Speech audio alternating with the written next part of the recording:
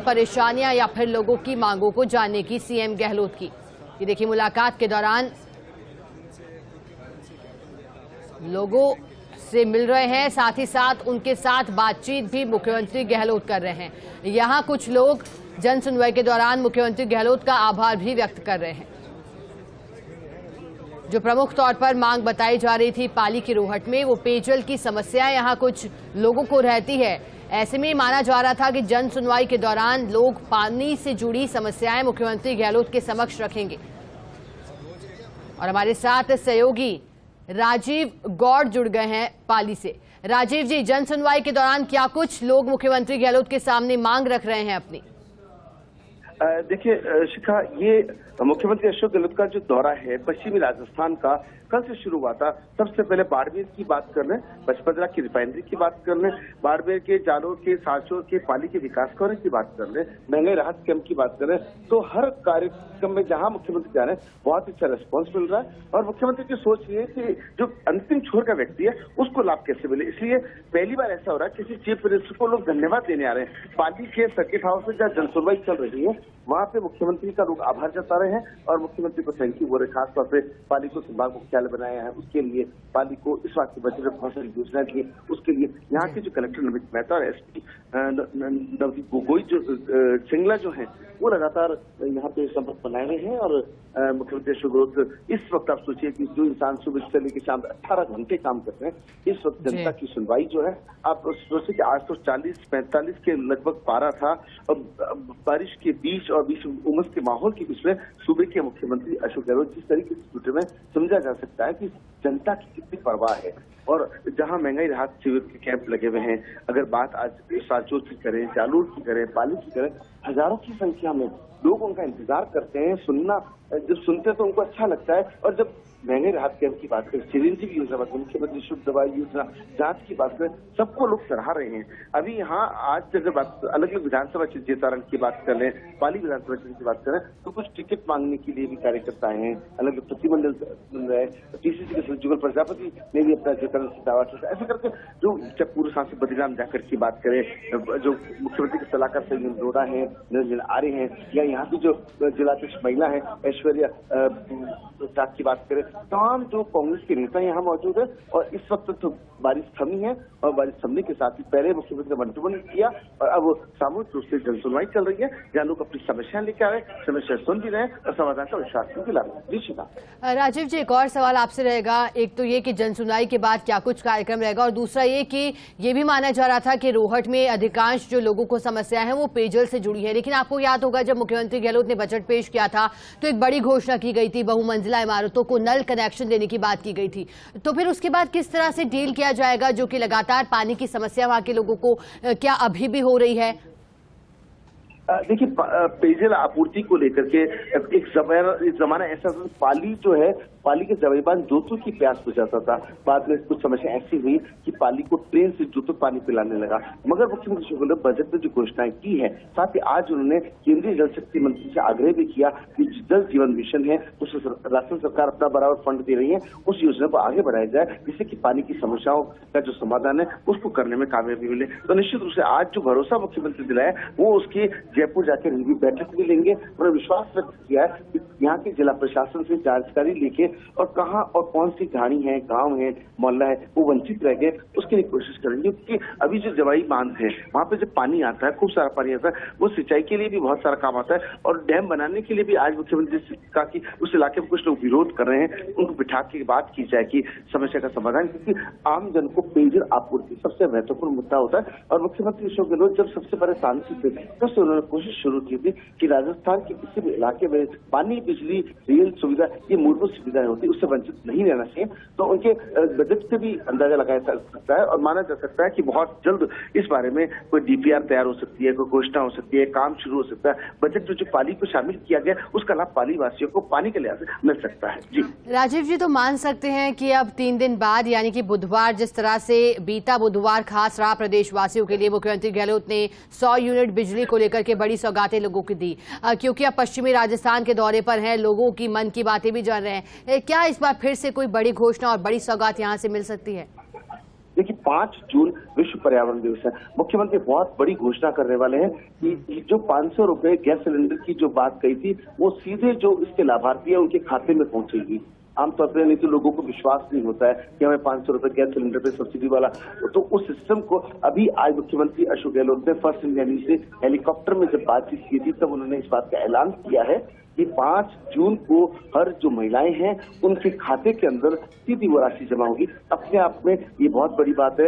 हिंदुस्तान में खूब सारे स्टेट है, मुझे राजस्थान स्टेट लगातार किस तरीके से आगे बढ़ रहा है। मॉडल स्टेट खुद देश के प्रधानमंत्री नरेंद्र मोदी जो हैं वो कोरोना प्रबंधन से लेकर अन्य योजनाओं में मुख्यमंत्री की तारीफ कर चुके हैं। समझा जा सकता है कि एक सूबे के जो मुख्यमंत्री है वो दूरदर्शी सोच के साथ में आगे बढ़ रहे हैं। कोई उन्हें चाणक्य कहता है, कोई उन्हें राजनीति का जादूगर कहता है, और समझिए छोटे से कार्यकर्ता थे, खुद कांग्रेस के जिलाध्यक्ष रहे, सांसद बने, 3 बार केंद्रीय मंत्री बने, 3 बार पीसीसी के अध्यक्ष, तीसरी बार चीफ मिनिस्टर। 15 साल का सीएम का अनुभव होना छोटी बात नहीं होता है। जो अनुभव देश के प्रधानमंत्री नरेंद्र मोदी भी 3 बार मुख्यमंत्री रहे हैं, तो आप समझ सकते हैं कि जो अशोक गहलोत जो जिस तरीके की सोच है, तो आज भी लोग उनमें प्रधानमंत्री की छवि देखते हैं, तो समझा जा सकता है कि सोच बहुत दूरदृष्टि है। और निश्चित रूप से अगली बार जो रिपीट होने का दवा संगीन लोढ़ा ने भी किया, खुद मुख्यमंत्री अशोक गहलोत ने भी किया, और जो माहौल है उसे कुछ न कुछ लगता इस तरह का है, लेकिन कहना जल्दबाजी होगा। लेकिन योजनाओं का लाभ जो जनता को मिल रहा है, जनता धन्यवाद देने अभी जनसुनवाई में भी पहुंची है।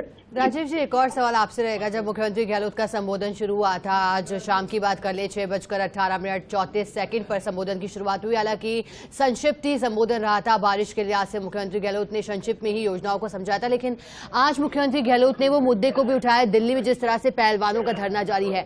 आज के संबोधन मुख्यमंत्री गहलोत को आप किस तरीके से देख रहे हैं राजीव जी? देखिए, अगर संबोधन की अगर हम शुरुआत करें, सांचौर से कर ले, जालोर से कर ले, पाली से कर ले, उन तीनों में एक सबसे बड़ा फोकस था जनता की कोई भी समस्या का समाधान तुरंत करने के लिए अधिकारियों को निर्देश दिए हैं।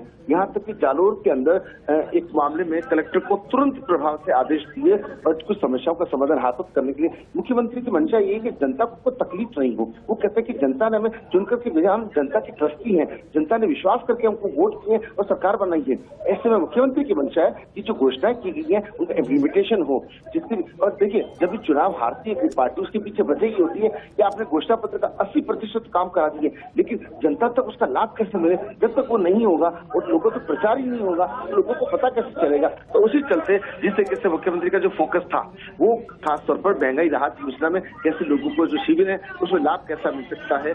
जहां जा रहे हैं मुख्यमंत्री अशोक गहलोत के जिंदाबाद के नारे लग रहे हैं, हमारा अगला मुख्यमंत्री कैसा हो, चौथे मुख्यमंत्री के रूप में लोग जब इस तरह से नारेबाजी करते हैं तो आप समझ सकते हैं कि कोई भी व्यक्ति अगर भीतर से आवाज निकालता है तब निकलती है, दिखावा कोई कर नहीं सकता। और मुख्यमंत्री से जब लोग मिलने आते हैं तो समस्या लेके आते हैं, जाते से धन्यवाद देते हुए जाता है। तो ये कोई जो जिससे का मासिक स्टॉक बिजली को लेकर के मारा, उसके बाद में लगातार एक के बाद एक फैसले कर रहे हैं। बजट की तारीफ पूरे हिंदुस्तान पर भी हो रही है। समझा जा सकता है कि सूबे की मुखिया जो है वो राजस्थान को टॉप पे ले जाना चाहते हैं। आज राजस्थान विकास की दृष्टि से पूरे हिंदुस्तान में सेकंड नंबर पायदान पर है। समझा जा सकता है कि हर समस्या के समाधान के लिए मुख्यमंत्री पूरी तरह से गंभीर है। जी राजीव जी, एक और सवाल रहेगा, क्योंकि आज मुख्यमंत्री अशोक गहलोत ने करीब जो जालौर से पाली पहुंचे 117 किलोमीटर का सफर तय करके मान सकते हैं वो जनता को साधा। और जब 3 संभागों की घोषणा की थी, सीकर का नाम था, पाली का नाम था, बांसवाड़ा का नाम था। सीकर से, क्योंकि पाली की दूरी राजीव जी 338 किलोमीटर के आसपास की रहती है, क्या लगता है कि वहां की जनता का भी कुछ प्रभाव यहां देखा जा रहा है? वहां से भी लोग पहुंचे हैं मुख्यमंत्री गहलोत से मुलाकात करने के लिए। देखिए, उनकी कोशिश थी जब वो केंद्रीय मंत्री थे कि पूरा राजस्थान रेल लाइन से उस वक्त ब्रॉडगेज नहीं थी, तो उसको ब्रॉडगेज में लाने का काम मुख्यमंत्री अशोक गहलोत ने किया। उसके बाद अभी जहां भी जाते हैं कोशिश करते रेल लाइन, आज उन्होंने जिस तरीके से हादसे हो रहे हैं, रेल हादसे हो रहे हैं, उनको लेकर के भी अनिश्चितता है। और विकास को लेकर के हमेशा चाहे जो रोहत से लेकर के जालोर तक की सड़क है उसके लिए कलेक्टर को हाथों निर्देश दिए हैं कि वो सड़क क्वालिटी के लिहाज से तैयार होनी चाहिए। जो रेल मार्ग अगर सीकर से जोड़ने की बात कह रहे हैं पाली से, उसकी भी लंबे समय से उठ रही है। क्योंकि राजस्थान से 25 सांसद हैं और 25 सांसदों से हमेशा मुख्यमंत्री कहते रहे कम से कम जो जनता की समस्या है, जनता की डिमांड है वो तो पूरी करें। तो है तो हालांकि केंद्र सरकार से जुड़ा हुआ मामला, लेकिन कई बार मुख्यमंत्री पत्र लिखते हैं, सीधा प्रधानमंत्री को पत्र लिखते हैं और आगाह भी करते हैं, आग्रह भी करते हैं कि जो समस्या है जनता की उनके समाधान के लिए, क्योंकि जनता ने चुना है और जनता ने सांसद चुन के भेजा है तो उनकी जिम्मेदारी बनती है। अब देख लें कि मुख्यमंत्री ने जो आग्रह किया उस पर मोदी सरकार जो है वो कितना सख्त से कदम उठाती है। जी। राजीव जी, आप मुख्यमंत्री गहलोत के पश्चिमी राजस्थान के दौरों को किस तरह से देख रहे हैं? विधानसभा सीटों पर कितना प्रभाव पड़ने वाला है इन दौरों का? देखिए, आज जब हम मुख्यमंत्री के साथ हेलीकॉप्टर में थे करीब 35 मिनट, तब मुख्यमंत्री का जो मंशा थी, जो बात थी, जो बॉडी लैंग्वेज था, वो सिंपल एक लाइन पे बात की उन्होंने कि हम जनता की ट्रस्टी हैं, जनता ने चुन के बजाय जनता के जो वादे किए उससे खरा उतरना है, और इसीलिए उन्होंने कहा खूब सारे कामकाज कर रहे हैं, चाहे कोरोना प्रबंधन की बात हो और चाहे उसके बाद में बजट की बात हो। उन्होंने कहा कि मैं देते देते नहीं सकूंगा, मांगते मांगते सज जाओगे। विधायकों की बात की, क्या बीजेपी का विधायक हो, कांग्रेस का विधायक हो, और या फिर किसी और पार्टी का विधायक हो, भाजपा का, सभी के लिए उन्होंने एक समान योजना बनाई है। और देख लीजिए कि कम से कम विपक्ष की जो उनका विपक्ष एक मजबूत विपक्ष होना चाहिए, वो भी देखने को नहीं मिला। उनकी मंशा, उनसे बातचीत करने से लगा वो राजस्थान को टॉप पे ले जाना चाहते हैं, राजस्थान को नंबर 1 स्टेट बनाना चाहते हैं, राजस्थान के वो जो चाहते हैं कि मॉडल स्टेट के रूप में उभरा। चिकित्सा का आप देख लीजिए, एजुकेशन का हब देख लीजिए, रोजगार का देख लीजिए, इंडस्ट्री का देख लीजिए, हर क्षेत्र के अंदर मुख्यमंत्री खुद मॉनिटर कर रहे हैं। आप मुझे बताइए कि जिस तरीके से महंगाई राहत कैंप पे कहाँ मुख्यमंत्री को जाने की आवश्यकता है, लेकिन खुद जाएंगे, कलेक्टर से फीडबैक लेंगे, अन्य अधिकारियों से फीडबैक लेंगे, जनता के अलावा कांग्रेस के नेताओं कार्यकर्ताओं से फीडबैक लेंगे। ये छोटी बात नहीं होती है। सूबे के मुखिया और भी हैं, कई स्टेट के अंदर हैं, लेकिन ये एक नवाचार जिस तरह से किया जनता से जुड़े रहने का, और शायद यही वजह है कि वो कहते हैं कि मैं था सुदूर नहीं, और जनता पलकों पे बिठाती है। और बार बार आप तो सोचिए कि 3 बार मुख्यमंत्री बने, और चौथी बार की संभावनाओं से इनकार नहीं किया जा सकता। जी राजीव जी, अब जन सुनवाई के बाद क्या कुछ कार्यक्रम रहने वाला है? रात्रि विश्राम क्या पाली में ही करने वाले हैं मुख्यमंत्री गहलोत? सर्किट हाउस पहुंचेंगे क्या इसके बाद? मतलब वहीं जन सुनवाई कर रहे हैं तो क्या यहीं पर रात्रि विश्राम करने वाले हैं? मुख्यमंत्री अशोक गहलोत जनसुनवाई करने के बाद में अब आराम करेंगे, और कल सुबह पाली के अंदर इसी सर्किट से जनसुनवाई होगी। यहाँ से उनका जोधपुर जाने का कार्यक्रम है।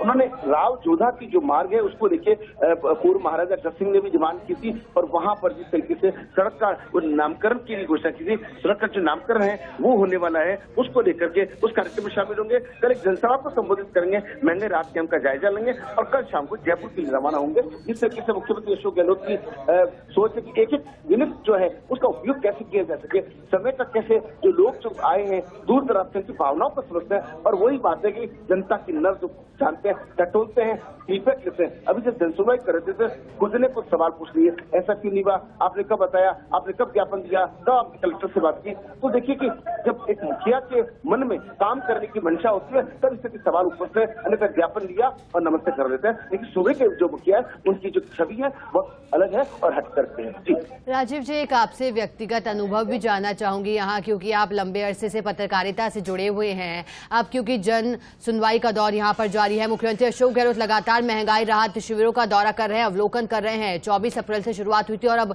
इस पूरे महीने चलने वाले हैं, 30 जून से आगे भी बढ़ाया जाएगा। आपको क्या लग रहा है इन शिविरों का कितना प्रभाव जनता के हृदय पर देखा जा रहा है? राजीव जी देखिए शिखा, हम पहले दिन से एक कैंप को कवर कर रहे हैं। जनता की आंखों में चमक है, एक उम्मीद है, एक सपना है, और जब नियमित रूप से आता है, रजिस्ट्रेशन होता है, लाभ मिलता है, तब जनता आती है। और जनता भी बड़ी समझदार है, जब उनका लाभ दिखाई देगा जब जनता भीड़ में आती है। कौन इतनी चिलचिलाती धूप के अंदर, बारिश के अंदर, गर्मी के अंदर आना पसंद करेगा? लेकिन 30 जून से ये शिविर आगे भी बढ़ सकता है। और देखिए कि छोटा बड़ा सबके सब अब जो बिजली वाली जो घोषणा की है, समझा जा सकता है कि मुख्यमंत्री का ध्येय कितना बड़ा है। तो ऐसे में इन जो शिविरों से जो फीडबैक आ रहा है, फीडबैक से यही बेनिफिट हो रहा है कि मुख्यमंत्री अशोक गहलोत आमजन को फायदा देना चाहते हैं, आमजन के लिए सोचते हैं। तो ऐसे में जनता ही सब कुछ है, जनता ही जनार्दन है, और कहते हैं जनता भाई बाप है, हम तो जनता की ट्रस्टी है। तो जो इस तरह की सोच रखता है, तो कहीं ना कहीं जिस तरीके से लोग आशीष दे, अभी कुछ बुजुर्गों ने सर पे हाथ दे रहा है, आशीष दिया है, आशीर्वाद किया है, और मुख्यमंत्री ने भी झुककर सबको प्रणाम किया, एक सम्मान दिया, तो समझा जा सकता है कि किस तरीके से मुख्यमंत्री के प्रति लोगों का जो प्रेम है और बढ़ता जा रहा है, लोकप्रियता और बढ़ती जा रही है। जी चलिए राजीव जी, बहुत शुक्रिया आपके साथ आपका हमारे साथ जुड़ने के लिए और जानकारी देने के लिए। देखिए तस्वीरें।